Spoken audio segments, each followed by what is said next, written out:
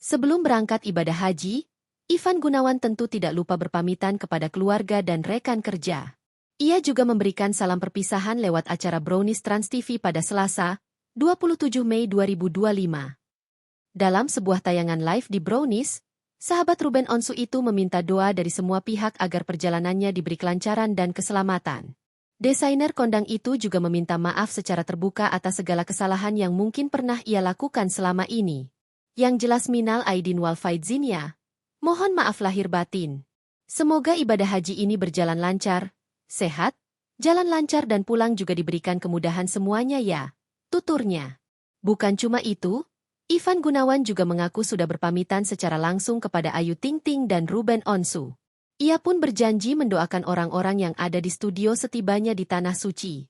Khusus untuk Ayu Ting Ting, Ivan Gunawan mengaku telah mempersiapkan doa.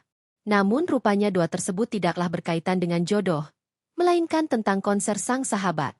Aku mau doain semoga konsernya Ayu Ting Ting lancar, ujar Ivan Gunawan.